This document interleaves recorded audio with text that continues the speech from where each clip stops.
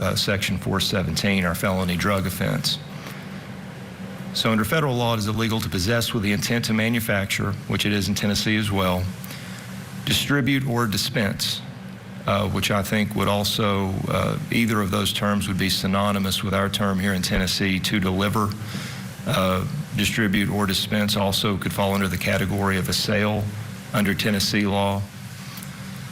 And because you're dealing with cocaine in either of these instances, I think that Section 841A is analogous to Tennessee law. The elements are the same, that if these offenses were committed in the state of Tennessee at the time that they were committed by Mr. Paschel, they would be classified at the very least as Class C or Class D felonies, potentially B and C felonies if the amount of the cocaine was half a gram or greater. Under the progeny of Apprendi, it is appropriate for the court to consider certified copies of judgments of conviction such as this in order to establish range or to enhance sentences. And based upon that, I do find at this time that the state has proven beyond a reasonable doubt that Mr. Paschel has 3 convictions that can be counted on different offense dates. 2, of course, being the number that he would need to reach range 2 on a Class B felony. And for that reason, I do believe that the state has shown beyond a reasonable doubt that Mr. Paschel is a range 2 multiple offender as to the aggravated kidnapping offense, making his range of punishment being somewhere within the range of 12 to 20 years. So with that, I would like to hear argument from the parties regarding the appropriate sentence within that range. General. Thank you, Judge. And I know the court has read the sentencing memorandums in this case, so I won't belabor it, but I did just want to touch on the enhancement factors that we noted in our memorandum. The state in this case, at a very minimum, is asking for a mid-range sentence of 16 years. We do believe that is appropriate given the number of enhancement factors that are cited within the memorandum. The first of which being that he has a previous history of criminal convictions and behavior. Again, we heard about the criminal behavior from the witness stand here today. That is completely separate and apart from this incident. We heard about years of domestic violence towards Ms. Moon. We heard about multiple instances of prior violence against the victim in this case. And so we would ask the court to find that that enhancement factor does apply. He also does have a number of misdemeanor convictions, as noted in the pre-sentence investigation report, that I did not include in my sentencing memorandum. He has a theft conviction from 2014, a theft conviction from 2013. Believe within those certified judgments from Blount County, there's also maybe a simple possession of a Schedule 6 as well. And so he also— I love the law, and I love the way this judge went through all of the details in his analysis. Bottom line, what he said was the federal convictions count in Tennessee as prior convictions. Now he's hearing arguments from both sides as to what sentence they recommend, 12 to 20 years. We're going to take a break. We'll go back to court when we come back.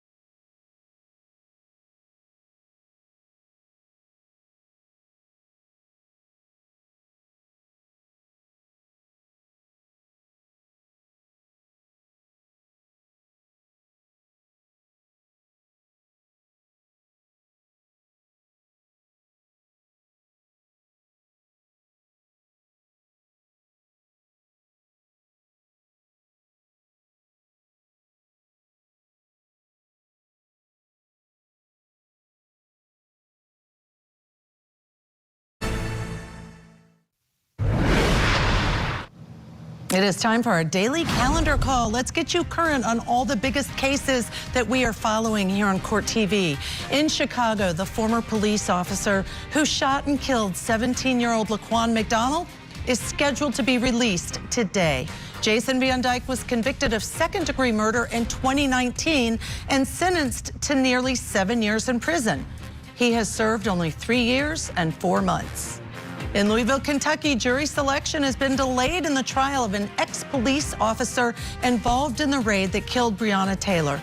Kentucky's governor has declared a state of emergency ahead of an incoming ice storm. The trial is scheduled to resume next week. And in Tennessee, the sentencing hearing for the 90-day fiancé trial is underway. Geoffrey Paschel will find out how long he will be in jail for the beating of his ex-girlfriend that happened in 2019. The defendant maintains his innocence. And that's where we want to start. The Paschel hearing, the sentencing hearing, compelling testimony from 2 victims this morning. Let's catch you up. The court came back and bottom line said, I've looked at his federal convictions. He stands to serve on these charges, this conviction against the ex-girlfriend for kidnapping and assault, 4 different charges, 12 to 20 years. He then said, state defense, do you want to make an argument as to how many years you recommend or you think he should serve? We're starting with the state's argument. You haven't missed any of it. Let's take you back to court now. Your Honor sat through the trial, heard the testimony of Ms. Wilson. Ms. Wilson testified at trial that testified at trial and today that she blacked out and was blacked out for probably half the time that this almost 2-hour assault was going on. She stated that she was in and out of consciousness. When they finally get up into the bedroom and she lays down, she's fighting to remain conscious so that she can try and then get out once he lays down. She talked about being in extreme physical pain. I mean, the pictures support that. She literally had, her forehead stuck out 2 inches. She had scrapes on just about every single part of her body.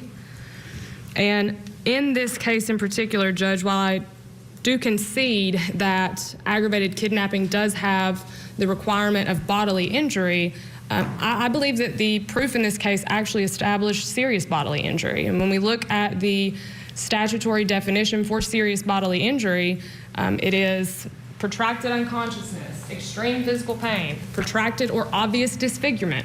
And I think in this case, the evidence was that all 3 of those things were present. Ms. Wilson testified, this was blacking out for an hour, in and out for, almost an hour probably. She testified that she was in extreme physical pain, which makes sense given the size of the injury on her forehead and on the rest of her body.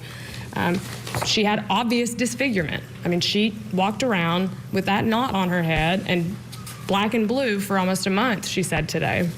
And so while we do concede that bodily injury is an element of aggravated kidnapping, I think it goes beyond that in this case. When we look at bodily injury, the definition is a scrape or a bruise or a cut, things like that. That's not what we had here. We had a woman who had a concussion who was literally unconscious for half the time that this assault was occurring. And so we would ask the court to find that the injuries were particularly great.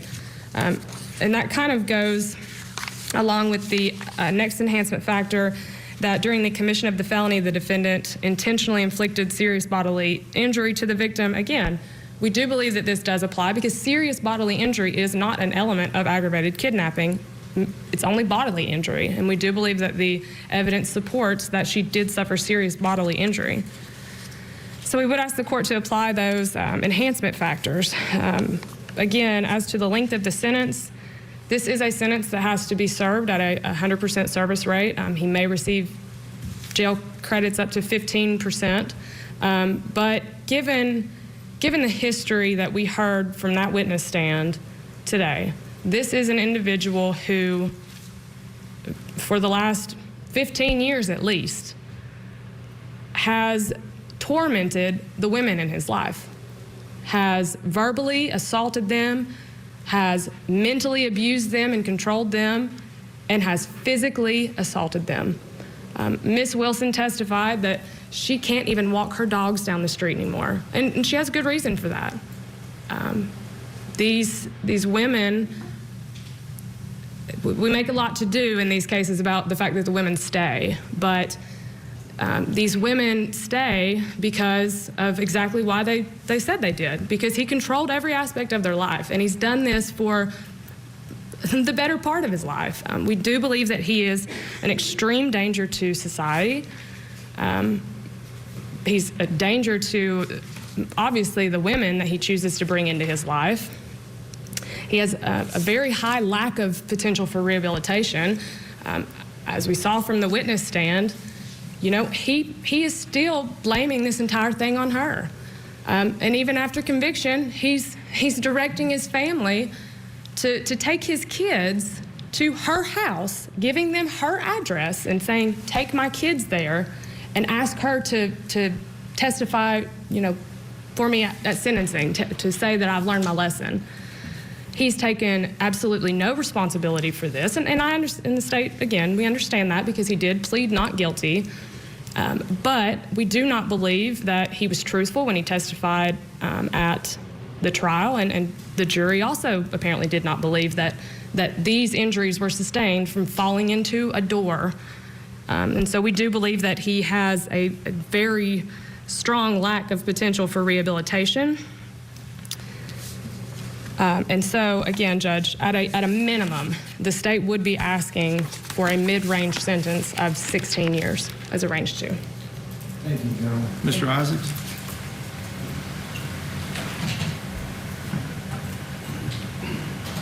We are going to take a break. You just heard the state argue a mid-range 16 years for this defendant, saying his high lack of potential for rehabilitation is one of those reasons. We'll go back to court when we come back.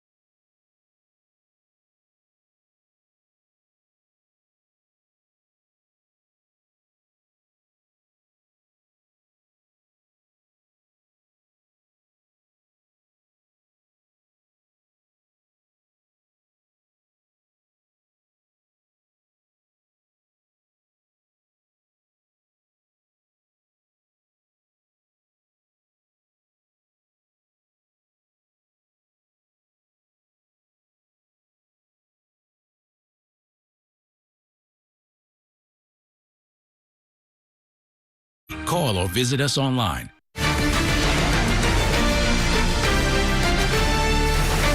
90-day fiancé you may be familiar with, Geoffrey Paschel, was convicted in October of 21. Right now, we're in the sentencing hearing. The court said 12 to 20 years are the sentencing guidelines. The state just argued we want mid-range. 16 years, Judge, is what we are asking him to serve. We're going to take you back into court. You've not missed any of the arguments because now the defense has the opportunity to make argument to the court.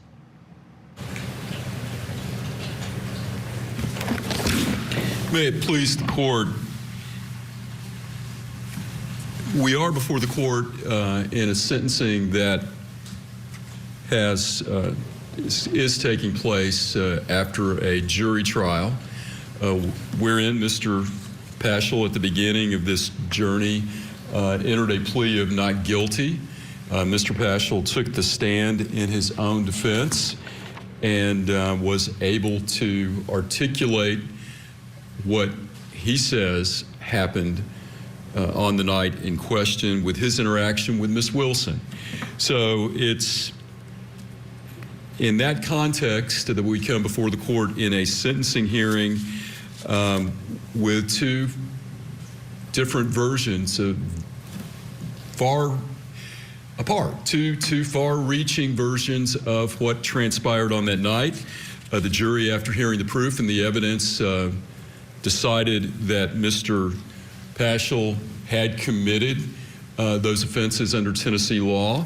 So as I stand before you today, it's atypical in terms of when we say that our client is remorseful, although he is, whether we're doing certain things to accept responsibility, because this was a trial where there was two very different differences of opinion. And having cross-examined the victim and Ms. Moon this morning / this afternoon, we don't wish any of those women that have testified or Mr. Paschel any ill will or disrespect, but there are very specific legal criteria that the court has to make judgments and findings based on the enhancement factors the state has filed. And I think the court has heard not only the testimony at trial, but the testimony of those individuals this morning. So we are asking the court to focus on the law as it applies to Geoffrey Paschel, the person, and the trial.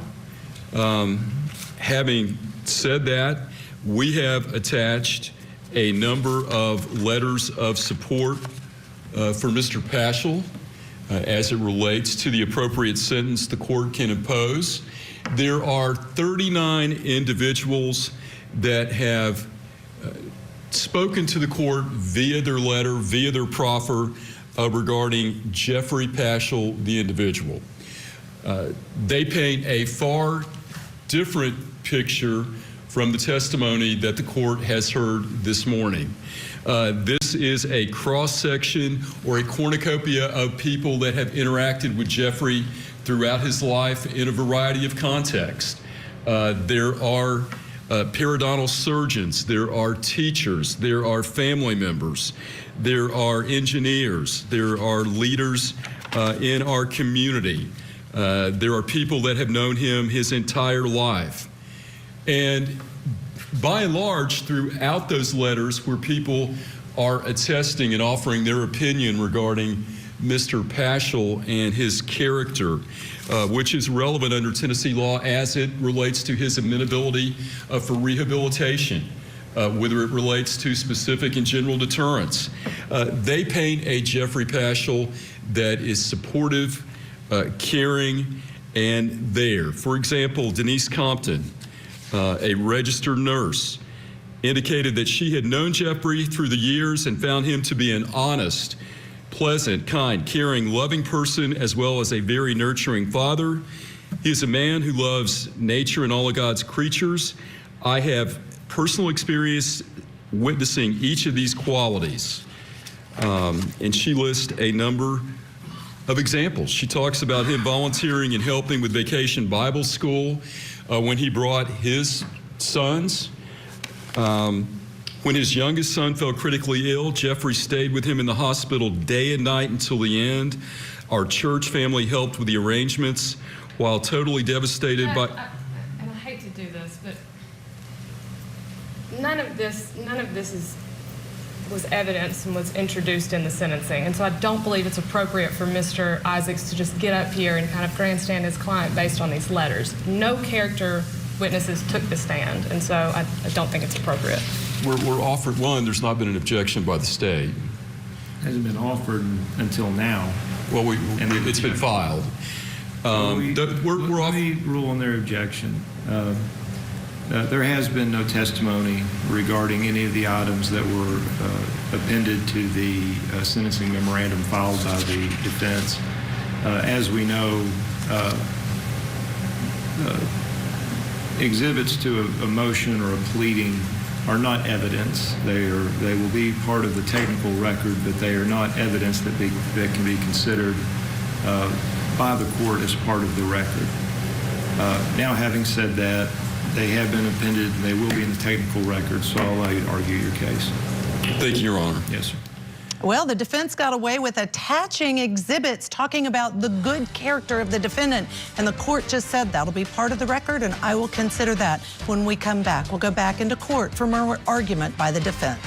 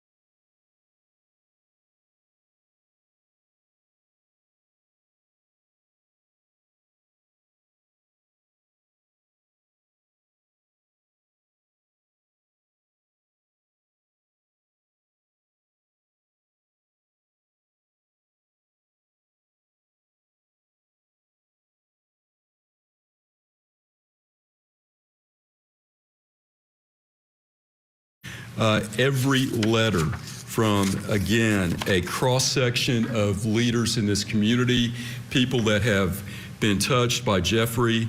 Michael Johnson, a legislative assistant to the Florida House of Representatives, talks about him being a genuinely kind human and witnessed the acts that he carried himself with on a daily basis toward his family, their children, neighbors, his work ethic, his family values. The list goes on, and again, it's interesting to me that the state has made this objection, because we respectfully have not ever had that objection made by the Knox County Attorney General's office as it relates to letters, and we understand they're not being offered as substantive evidence, but evidence of general specific deterrence, amenability to rehabilitation. But we would ask the court not only to take judicial knowledge, but to consider those as it relates to the appropriate sentence. In terms of the state's enhancing or aggravating factors, they have indicated that they are asking the court to enhance Mr. Paschel's sentence based on serious bodily injury. Serious bodily injury is defined by Tennessee law under TCA 3913-304 as a cut, bruise, burn, disfigurement, physical pain, or temporary illness or impairment, or the function of a bodily member, organ, or mental faculty. It's interesting. Serious bodily injury is defined as substantial risk of death, protracted unconsciousness, extreme physical pain, and it goes on. A broken bone of a child that is not applicable to Geoffrey Paschel, but those are elements, and the state had conceded in their argument that are applicable to especially aggravated kidnapping. They are not applicable to the offense for which he was charged and convicted, aggravated kidnapping. We did not receive notice. I mean, the state had made the choice to bring these charges, present those to the Knox County Attorney General grand jury. The Knox County Attorney General's office chose the method and manner they were presented to the grand jury. And if they were going to allege serious bodily injury, then it should have come out especially aggravated kidnapping. Then Mr. Paschel would have had the right, we would have had the ability to raise the issue of serious bodily injury before the jury that was impaneled. But now we are addressing it in sentencing. We would respectfully submit that to ask the court to consider an offense greater than the offense which Mr. Paschel was charged with in determining his sentence violates his constitutional right of due process. And we would also cite the court to State versus Goebel. A defendant has a constitutional right to the notice of charges against him. The U.S. Constitution, the Sixth Amendment, Article 1, Section 9. And while an indictment has to prove adequate notice of what he is charged with, it also precludes the state from going in after conviction and seeking to enhance This defense is arguing for a lesser sentence, and the defendant in this case, Geoffrey Paschel, is expected to address the court. You won't miss a thing. We'll be right back here on Court TV, your front row seat to justice.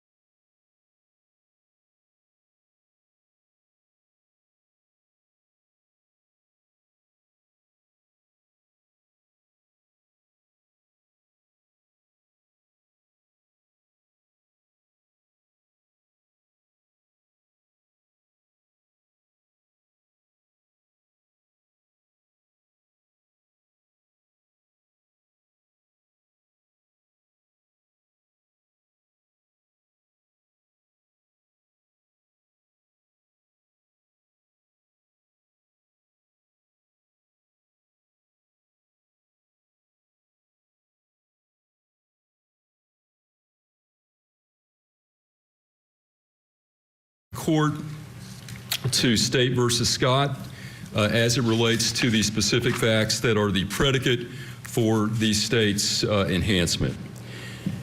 We would submit mitigating factors to the court, which we have filed. Mr. Paschel, while in custody, has taken 30 classes as it relates to anger management and rehabilitation. I think that's relevant for the court to consider, even though we dispute very strongly the events that transpired on that evening that were the subject of this trial. Also, we would respectfully submit, again, that serious bodily injury is not appropriate under the offense for which he was convicted. The court, in determining the appropriate sentence, is confined to consider the evidence at trial, the pre-sentence report, principles of sentencing and argument as to sentencing alternatives, the nature and characteristics of the criminal conduct involved, enhancing and mitigating factors, statistical information, any statement the defendant wishes to make about himself, and any result of a validated risk assessment conducted by the Department of Corrections. We would respectfully say, and we appreciate the court's careful consideration as it relates to determining the appropriate sentencing range with the convictions out of the federal district court in the state of Texas, which we respectfully disagree with. But Mr. Paschel, as a range 2, is facing a significant sentencing range under Tennessee law of 12 to 20 years. If that conviction was not used as an enhancing factor, he would be range 1, which is a sentencing range of 8 to 12 years. Again, we do not want to deprecate or minimize any of the allegations that this jury found in the trial beyond a reasonable doubt as it relates to Mr. Paschel's conviction. But as it relates to serious bodily injury, in other cases, the court observed the proof and knows the extent of the injuries that were there. There are, and this is very significant, we had 2 series of photographs. One series was taken by first responders on that evening in June. Then a few days later, there was photographs which showed hematomas that were more pronounced, taken by Ms. Wilson. The medical records were not admitted in trial. There was no medical evidence or proof submitted during this hearing. And again, the major enhancement factor relied upon by the state is serious bodily injury. So if you take a legalistic, if you take an appropriate view pursuant to our sentencing schematic that the legislature has mandated, I would respectfully submit that there is no evidence that would rise to the level of serious bodily injury as it relates to prolonged unconsciousness. Because Ms. Wilson was able to testify in great detail as to what happened, in her opinion, that night when she took the stand. Without belaboring or giving examples of what the injuries could have been, the injuries are defined and limited by the evidence at trial. Those were defined by the photographs that were introduced. There was no further medical proof introduced this afternoon or at the trial. As the court is aware, these offenses under Tennessee law, the aggravated kidnapping, are severe. They require a 100% service rate. We would ask the court, based on the proof at trial, to sentence Mr. Paschel at the bottom of range 2, which is 12 to 20 years, to a sentence of 12 years. I think it's significant to know if the federal conviction was not used to enhance him to range 2 and he was range 1, the maximum of that range would have been 12 years.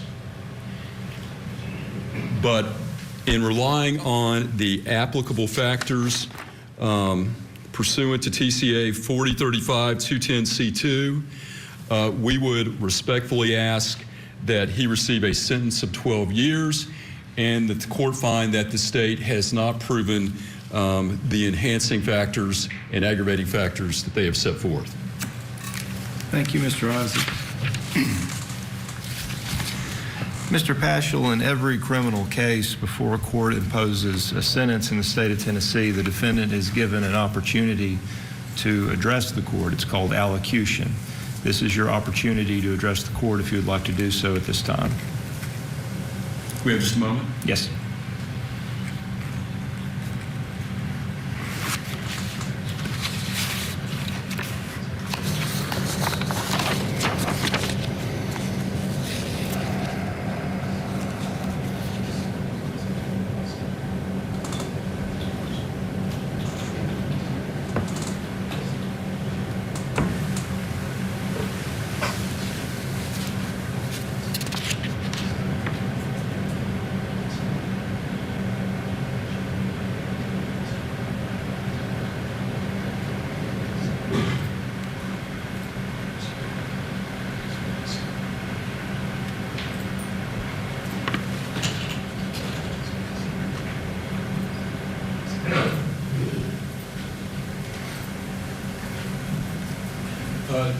Your Honor, Mr. Paschel would like to briefly address He the was court just and make speaking to his consent. client about the opportunity for allocution. Thank you for your honor. I'm a 44-year-old man. I have a lot of love left in me, a lot of hope. I have dreams still. I have a beautiful family. Beautiful friends. I'm a dad. That children right there. I'm gonna be a grandfather here in May. I'm an uncle, I'm a nephew, I'm a son, I'm a grandson. I respect Miss Wilson Chapman. I respect Miss Moon. Miss Moon is the mother of my child. She died, I haven't seen him in 5 years. I wish nothing but the best for them. Although there is a different circumstance of events that occurred, I still respect them. And I wish nothing but the best for them. As far as punishment, I'm punished. I'm broken. There, I can rehab. Rehabilitation is a form of punishment, and I want to be better no matter what. I do have faults, but I want to be better. I want to be the best at what I can be. And my focus is on doing that, whether it be, via my family or just be a better person all the way around. As you hopefully read in those letters, people have a common theme in that I go out of my way to help people. I don't need anything. I don't want anything. It just gives me that internal satisfaction to help people. That's my reward. So I ask that you have mercy on me. You have mercy on my family, my kids, and show me leniency in the sentencing so I can be a productive member of society and be back in their lives. Thank you, Your Honor. Thank you, sir.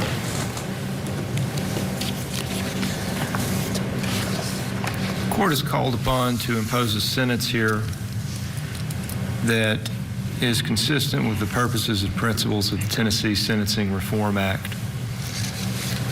And there are mandatory considerations that I must look at when imposing this sentence as set forth in 4035-210B.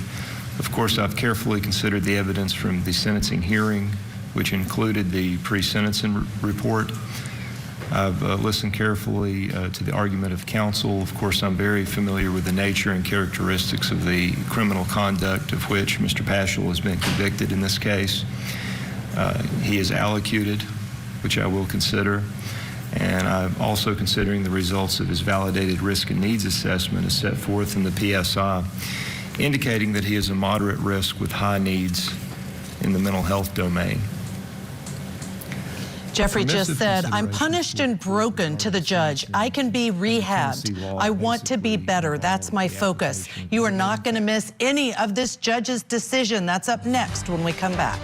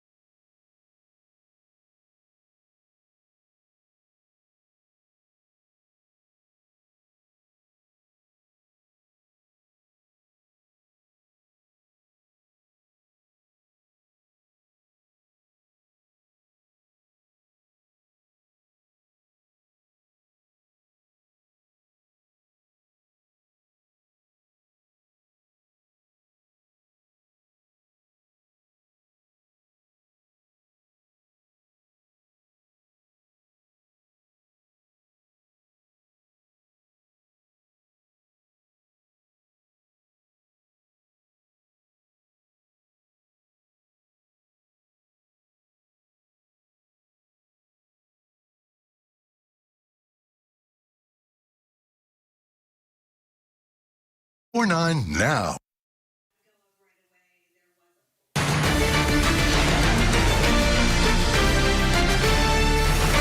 90-day fiancé Geoffrey Paschel in his allocution to the court said, I respect Miss Chapman and Miss Moon, the two victims who testified earlier today in a sentencing hearing. Right now, we are listening to the court as he delivers the sentence. Let's go back. As I said, Mr. Paschel, like every human being, has good aspects, and he has some aspects here that we have seen that have been exposed that are very dark and are really evil. I know that I ruled that the letters of support are not properly in the record. I stand by that ruling. But I'm not surprised that Mr. Paschel be able to convince friends, family, fellow citizens that he's a good guy, that he's an upstanding citizen. He's a handsome guy, he's charismatic, he has a job. He's also very image conscious. I'm not surprised at all that he projects an image outwardly to the world that he is this type of person. What we have seen here and what has been exposed in this trial is that what is going on behind closed doors is much different than the image that Mr. Paschel projects out to the rest of the world.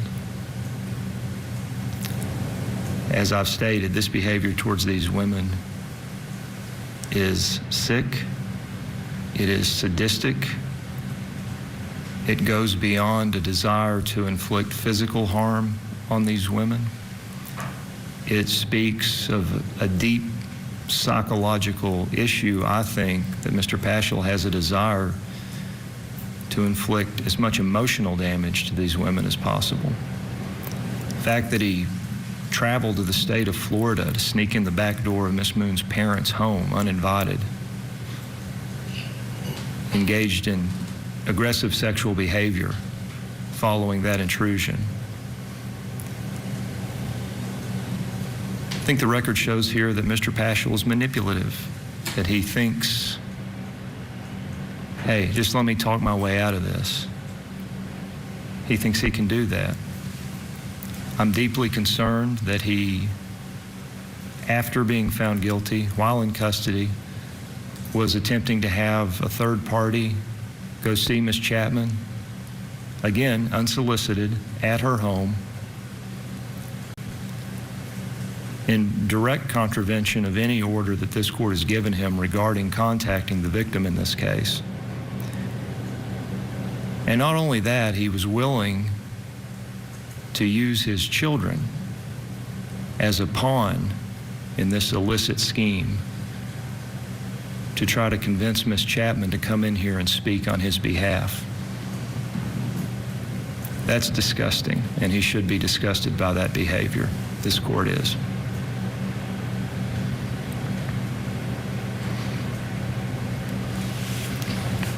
Mr. Paschel, sir, if you'd please stand. Geoffrey Ian Paschel in docket 116806, the jury having found you guilty in count 1 of aggravated kidnapping, a Class B felony. For the reasons stated, the court finds that the appropriate sentence in this case is 18 years to serve. You're a range 2 offender. This, of course, will be a 100% service rate. As to the misdemeanor counts in 2 and 3, the appropriate sentence in those will be 11 months, 29 days to serve. Those will run concurrently with the aggravated kidnapping in count 1. The pleas will be incorporated into the judgment, or pardon me, the jury's verdict will be incorporated into the judgment, and judgment will enter at this time. The cost, of course, will be assessed in this case, and judgment orders will follow. Can we go ahead and pick a motion for new trial date? Yes.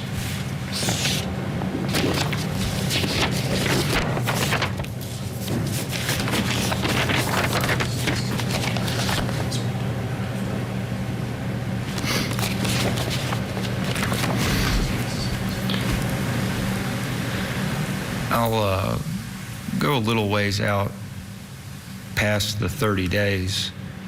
Could we set it on March the 17th? Judge, I do have a trial starting in here on Monday that's an attempted first-degree murder that might go into that Wednesday. Unfortunately, William Martin. I'll be in Union County on the day. Okay. Could we go to March 24th? That should be good, Judge. I'll be in a federal trial. I could have done it the next day, the 18th, or I don't know if the court. Yeah, we are closed that day. Is that Good Friday? Oh, we're closed for some reason that day. I anticipate my trial that starts the last week of March in federal court's going to last 3 weeks, so.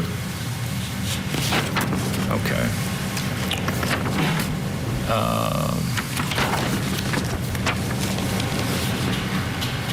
So that'd put us in mid-April, you think? Yes, sir. Okay. What do you think about April the 14th? That's good for the state. I have some things in Knox County. I'll make sure those get moved. Okay, you sure? I mean, we can. Yeah, no, it's fine. Okay, all right. Okay, April 14th will be the date for the motion for new trial. Of course, the time period to file that is within 30 days beginning today. I want to thank both of you. This was a difficult case, I know, for both sides.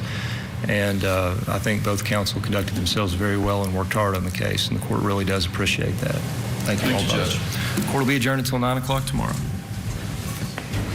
Boil all that down, and this defendant, Geoffrey Paschel, has been sentenced to 18 years to serve 100% of that time on the 4 counts, including the aggravated kidnapping and the assault of his ex-girlfriend. We are going to break it all down when we come back here on Court TV Live.